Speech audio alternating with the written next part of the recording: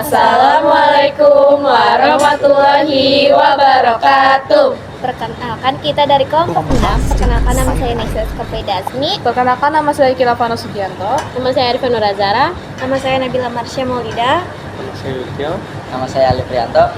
Ini dia video entrepreneur kelompok kami. Bye-bye. Few moments later. Siswi di SMK 9, saya Yukio. Nah, kalau boleh tahu Mas namanya siapa ya? Mas Rozak. Oh, Mas Mas Oke. Rozak. Oke. Kalau boleh tahu nih rumah makan ini berdiri di tahun berapa Di tuh? sekitar 1900-an. Oh, 1990. Oke. Di situ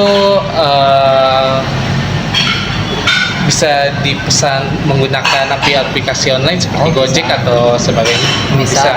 Di sini cuma menggunakan aplikasi GrabFood. Oh, GrabFood. Oke. Boleh agak pribadi nggak Mas nih nanyanya, kayak misalnya pendapatan sehari-hari berapa tuh kira-kira? Ya, Omset. untuk omset harian berkisar antara 10 sampai 15. Oh. Mungkin segitu aja kali ya pertanyaan dari siswa-siswi SMK 9. Ya, cukup. Ya. Terima kasih Mas. Ya, sama-sama.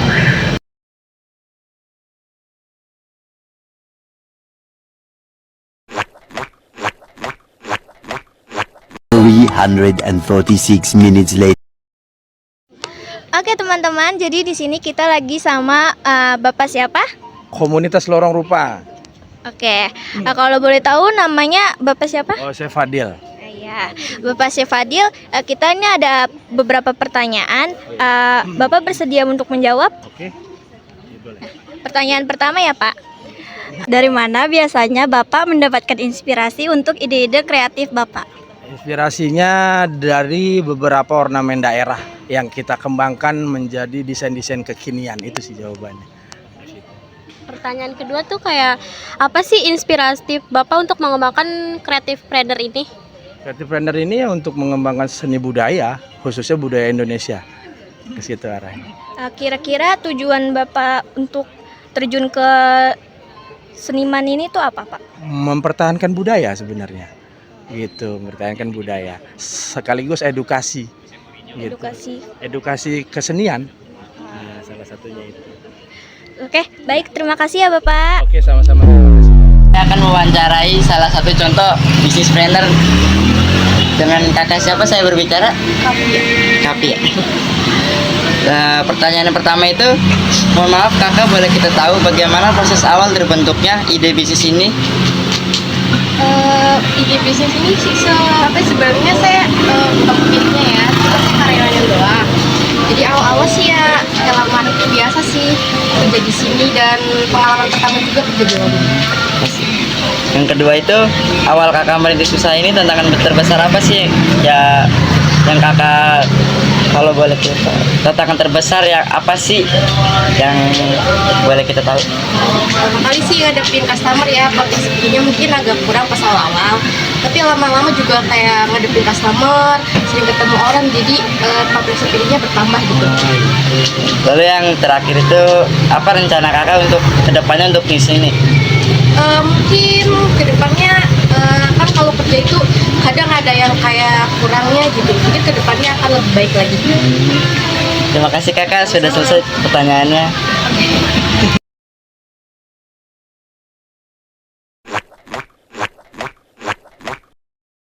One eternity later. Oke, jadi kita lagi sama Abang siapa nih? Iya. Oke, Abang bersedia kan kami wawancara? Iya.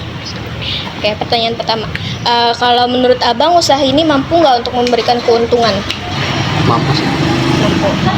Oke, kira-kira target Abang waktu buka usaha ini tuh apa sih Bang? Targetnya biar masyarakat lain itu bisa beli baksonya. Oke, gitu. Oke, makasih Bang ya atas Sama-sama. waktunya.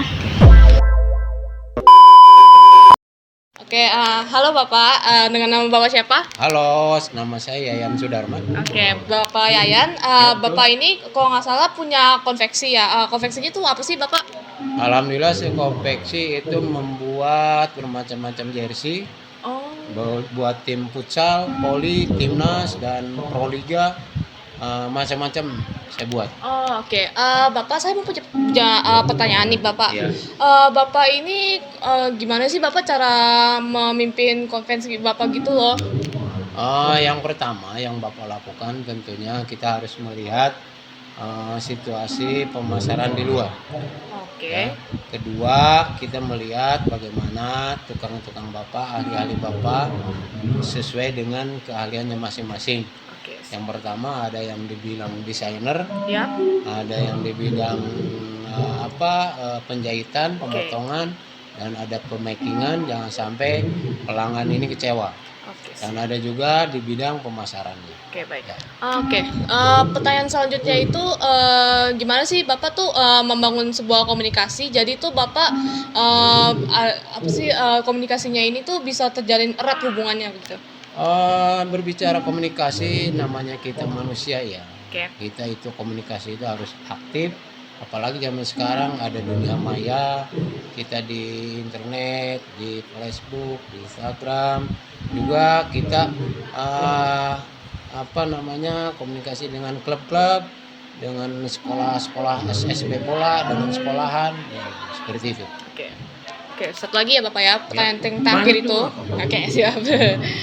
Pertanyaan terakhir itu gimana sih motivasi Bapak buat generasi muda nanti bikin baju jasa ini?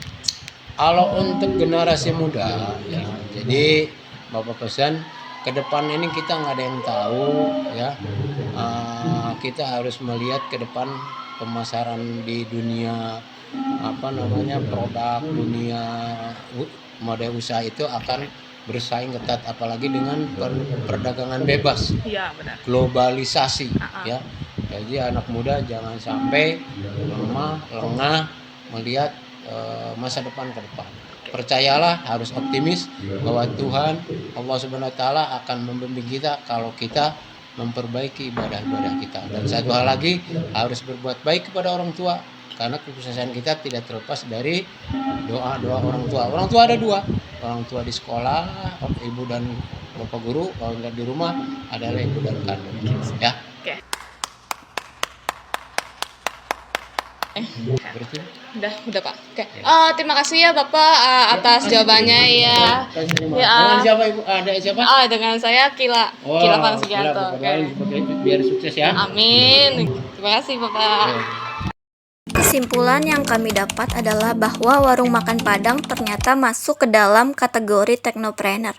Pengertian teknopreneur adalah wirausaha yang memanfaatkan teknologi.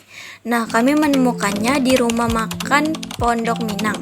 Karena di Rumah Makan Pondok Minang dapat memesan makanan secara online dengan menggunakan aplikasi GrabFood. Kreatifpreneur adalah profesi yang menjadikan kreativitas untuk menciptakan produk inovatif. Contohnya ini adalah komunitas lorong rupa yang ada di Kota Tua Jakarta. Yang dijadikan inspirasi untuk mengembangkan kreatifpreneur ini adalah untuk mengembangkan budaya, khususnya budaya Indonesia. Businesspreneur adalah seseorang yang mendirikan dan mengelola bisnis sendiri. Contohnya di Businesspreneur ini adalah Pak Yayan Sudarman, seorang guru olahraga di SMKN 9 Jakarta. Beliau memiliki usaha konveksi dan sudah memiliki banyak karyawan. Usaha konveksinya ini menghasilkan baju jersey olahraga seperti baju untuk futsal, voli, dan lain-lain. Intrapreneur adalah karyawan yang menerapkan keterampilan kewirausahaan untuk mengembangkan ide di perusahaan. Contohnya ini ada Joyful Laundry. Di Joyful Laundry ini karyawannya berencana ke depannya untuk bisnis ini adalah menjadi lebih baik lagi. Socialpreneur adalah seseorang yang menjalankan usaha tidak hanya fokus pada keuntungan finansial, tapi juga menciptakan dampak sosial positif bagi masyarakat. Contohnya, memberdayakan warga sekitar sebagai karyawan atau mitra. Sekian video dari kelompok kami. Wassalamualaikum warahmatullahi wabarakatuh.